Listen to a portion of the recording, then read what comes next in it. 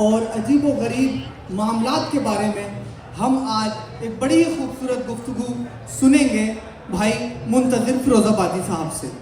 एक बार और ज़ोरदार तालियां आप फरमा दीजिए ताकि मैं मुंतज़िर फ़िरोज़ाबादी साहब से गुजारिश करूंगा कि सबसे पहले मैं चाहूँगा कि जॉन एलिया साहब को यूँ तो सारी दुनिया जानती है, उनकी शायरी को, उनके बारे में, लेकिन आपके अकॉर्डिंग मैं चाहूँगा उनकी ज़िंदगी पर थोड़ी सी आप इन शॉर्ट रोशनी आप डालें ज़रा।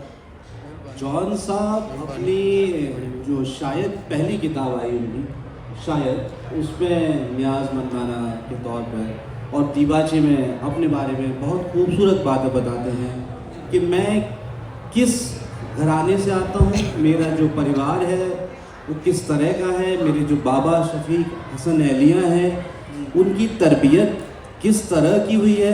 बाबा कभी ये नहीं कहते थे कि मेरी चादर, मेरा तकिया, मेरा बिस्तर। बाबा हमेशा ये कहते थे हमारा तकिया, हमारी चादर, हमारा बिस्तर। जी जी।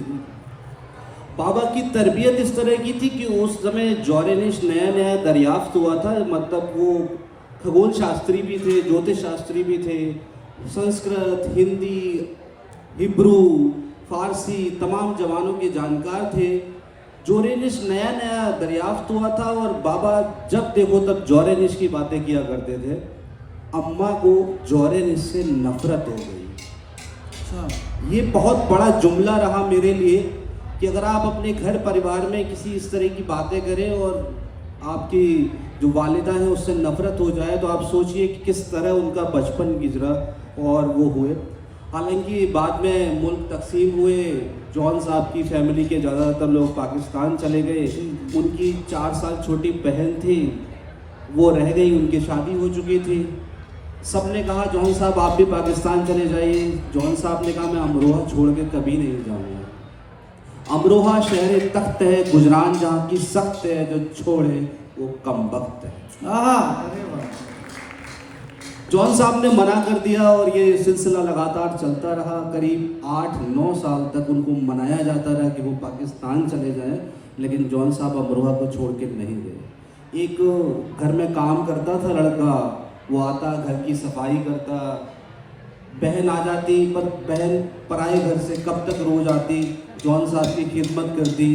एक साथ सब ने साजिश करके जॉन साहब को पाकिस्तान भेज दिया। जॉन साहब अपने आप में एक मजरूर सुल्तानपुरी, उन्हें शायरों का शायर कहते हैं, तो अपने आप में वो मशहूर हुए और पाकिस्तान की कराची में दफन हो गए। ये जॉन साहब का ब्रीफ इंट्रोडक्शन है। यही बहुत शुक्रिया। बहुत ही खूबसूरत अंदाज में जॉन एलिया साहब की ज़िंदगी पर रोशनी डाली मुंतज़िर फ़िरोज़ाबादी साहब ने। अच्छा मुंतज़िर फ़िरोज़ाबादी साहब, Jaun Elia social networking sites पर सबसे ज़्यादा पढ़ा जाने वाला, सुने जाने वाला शायर, बिल्कुल है ना? बिल्कुल। तो अब क्या आप इस बात से इत्तेफाक रखते हैं कि वाकई में वो सबसे ज़्यादा पढ़े जाने वाले शायर हैं? इस बात से इत्तेफाक है आपको?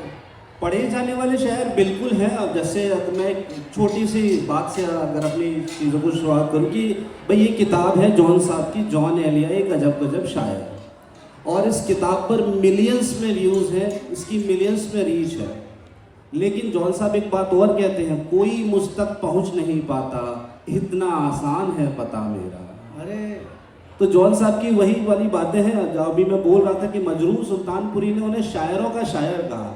अब इस बात के 2 मायने हो सकते हैं। शायरों का शायर मतलब जॉन साहब सिर्फ शायरों तक ही महदूद रह गए। शायरों का शायर मतलब जॉन साहब का जो सर्कल है वो सिर्फ शायरों के बीच में ही है। लेकिन मैं इसके दूसरे मायने पे ज़्यादा जाना चाहूँगा कि जॉन साहब अनार्किस्ट हैं। जॉन साहब सब शायरों के शायर हैं, यानी कि उन्हें शायरों का शाह भी कह सकते हैं आप। जैसे हम मीर तकी मीर को कहते हैं, गालिब को कहते हैं, उस तरह हम जॉन साहब को कहते हैं। और जाहिर सी बात है कि भाई जॉन साहब सोशल मीडिया के दौर में हैं और मकबूल शायर हुए।